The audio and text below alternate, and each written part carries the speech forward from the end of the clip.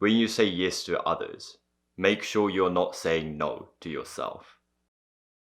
Every day we are presented with many requests, like dinner invitations from friends or colleagues, emails that you can reply to, networking events where you can get to meet new people, you name it. And choices that we make according to the opportunities presented to us determine how we live each day. Whether it's taking on more work than you can handle, or saying yes to plans and invitations that you absolutely have no interest in attending, I'm sure most of us have struggled with saying no at some point in our lives. But this is understandable because one of our most fundamental needs as human beings is for social connection and the feeling that we belong, because we have always survived and thrived in groups throughout history. However, saying yes to every request presented to you without any consideration does not only take control of your life away from you, but also hinders you from understanding what is really important to you in your life. Therefore, I believe saying no can be incredibly powerful, and it creates room for letting us do more of the things that we love. You see, my life is pretty busy right now.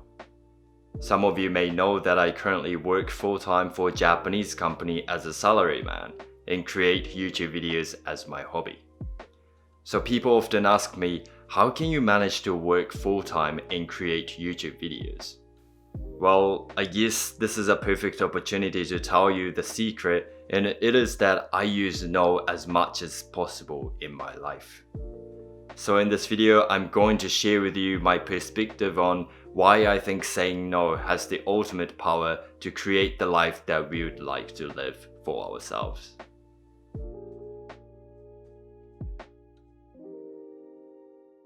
How I began saying no. So the reason why I started practicing to say no in my life is simply that I wasn't feeling fulfilled by saying yes to all the requests presented to me on a daily basis. Don't get me wrong though, saying yes brought me a lot of opportunities in life.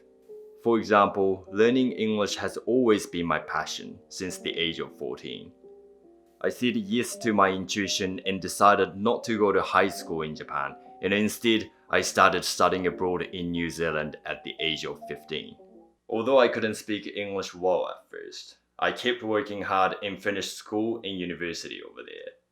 My hard work of trying to learn English paid off because I got an internship in New Zealand at the age of 21. Then I got my first job as a sales and marketing coordinator. Then just before I turned 22, I was promoted to become a regional sales manager. Each achievement of my life was created by saying yes to the opportunities that came into my life. But after a while, I started feeling empty on the inside no matter what I achieved. I believe that I had a positive attitude towards saying yes, but because I didn't carefully choose what to say yes to, I subconsciously said yes to everything that appeared in front of me, and hence I felt that I didn't have enough control over my life. At work as a sales manager, I would often be encouraged to create more and more money and deliver profit for the company. I achieved my sales target for a year, and I was praised by others at the end of the year ceremony, but for the upcoming year, the target was higher and harder to achieve. I mean, this is common in the capitalist society where companies must always compete with other competitors to acquire market share, and the only way to please investors or businesses is to keep growing the companies by 10, 20, 30 or higher percentage every year. But to me, being in the sales department felt like a marathon that didn't have an end goal, but I was sprinting as if there was an end. This led me to experience burnout because it felt like the more I achieved, the higher the expectations people put on me, and I felt suffocated by the expectations on what I can achieve in life. I was feeling empty on the inside because I was saying yes to requests that didn't align with my beliefs and values, and I was subconsciously choosing to try making other people happy and prioritize others over myself. For the first time in my life, I was feeling unfulfilled with trying to acquire more things in life, and I had a doubt that working hard and earning more money would make my life happier than it was. Something needed to change within myself. Then coincidentally, I came across minimalism, and its key teaching was less is more. Insanity is doing the same thing over and over again and expecting different results. I thought that I might be able to experience something different by starting to say no in my life, because I was clearly not feeling good about saying yes all the time. Why I think Japan is the best country to learn to say no. Around the time when I started practicing minimalism, I decided to quit my unsatisfying job and move back to Japan because I got a new opportunity to work for a Japanese company.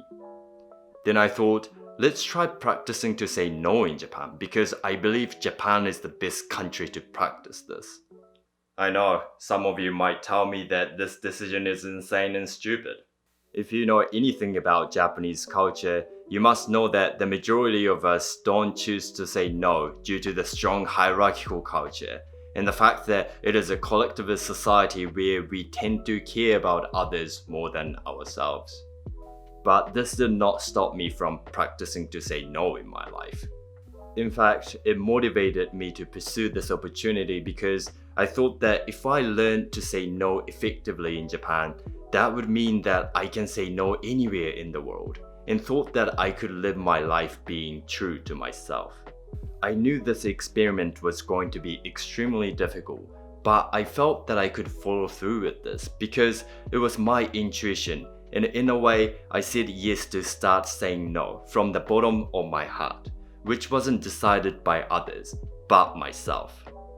So I set up 2 goals for my corporate life, and they are to go home at 5 p.m. every day and to work on writing YouTube scripts in my free time, such as lunch breaks at work. Trust me on this, but being able to go home at 5 p.m. is still a huge thing in Japan because it's not that common in this country. I figured that when I have clear goals in my life, it becomes easier to say no to requests made by others because I contemplate more about how I want to use my time every day. Then I could start asking myself questions such as, do these emails need to be replied to by the end of today? Or how urgent are these requests? I also let my colleagues know that I make YouTube videos, and though we eat lunch together, they kindly leave me to my own space to read a book or think about YouTube content. As for me, my happiness comes from being myself and focusing on things that I love to do on a daily basis. Therefore, saying no in my case is crucial because it creates more time for me to feel happy and fulfilled every day. I always think to myself, it's easy to blame my situation and environment and come up with all the reasons that I can't go home at 5 p.m. or I'm too busy to do anything else because work is too busy. I believe that starting to learn to say no as soon as possible was extremely important for me because I had a perspective that even if I quit my current job by blaming the job for myself not being able to go home at 5 p.m., if I don't master my own mind and not learn to set boundaries for myself, then I wouldn't be able to go home at 5 p.m. for my next job. It will remain the same till the end of my life because I will always be prioritizing work or pleasing others over my well-being. This is why I'm choosing to learn to say no in Japan, and I've been happy with the fact that I've been able to go home at 5 p.m. almost every day and working on YouTube consistently for over a year since I started working for this company. Saying no reminds me that I'm living my life for myself. The reason why I started saying no was to create more time for myself, to do the things that I love, or spend time with people whom I care for in my life. However, saying no to requests or people was terrifying at first when I came back to Japan.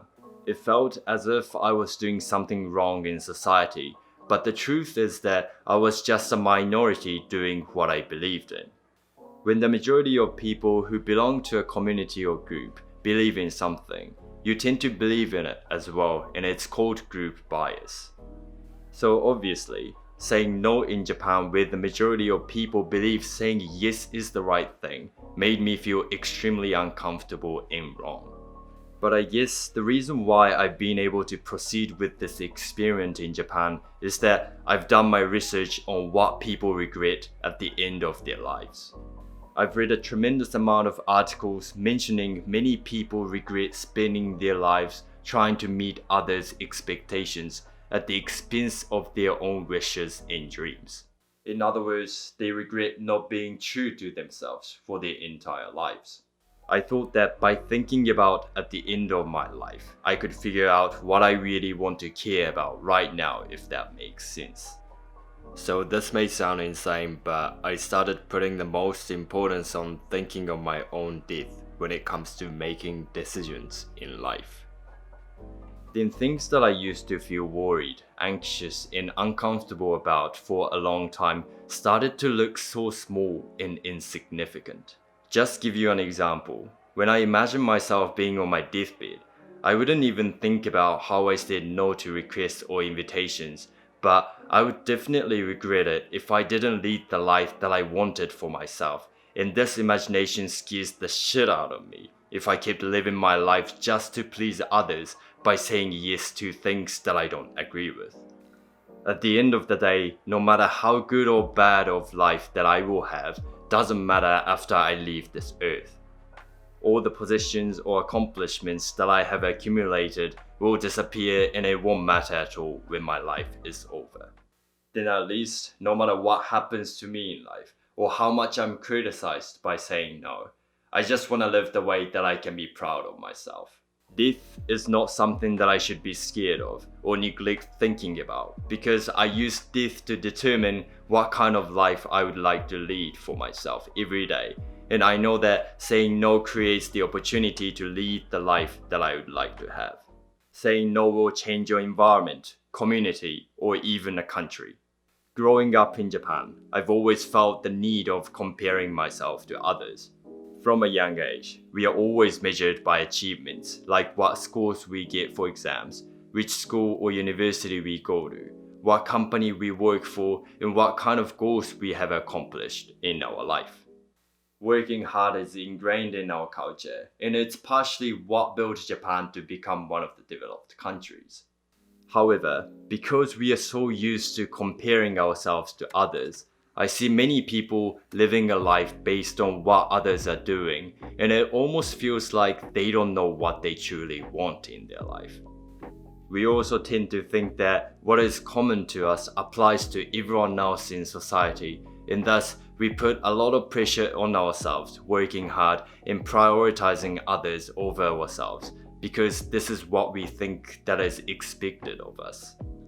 Though working hard and caring for others aren't negative at all, we think of these aspects as extremely important that it leads to things like staying in a job that we hate for others working for the same company, or saying yes to requests from our peers or elderlies without any consideration, and we end up becoming extremely unhappy. It all comes down to the fact that we put so many expectations on how things should be onto each other, and as a result, our own selves get lost in the process, leading to how a lot of us have no idea what we want in life, because we focus on others too much and not within ourselves. As for me, saying no to others means to stand up for yourself, and it helps us gain control over our life, so that we can figure out what we actually care about in life.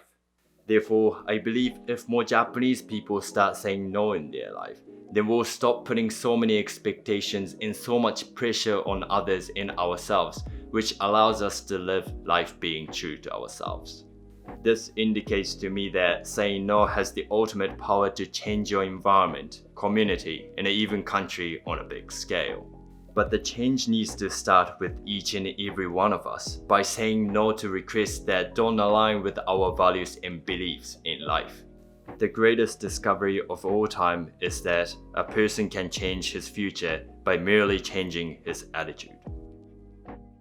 That's the end of the video today. I hope you guys enjoyed this topic. If you like this video, please give this video a thumbs up, because when you hit the like button, the YouTube algorithm helps my channel grow and reach people who are interested in the topics that I discuss on my channel.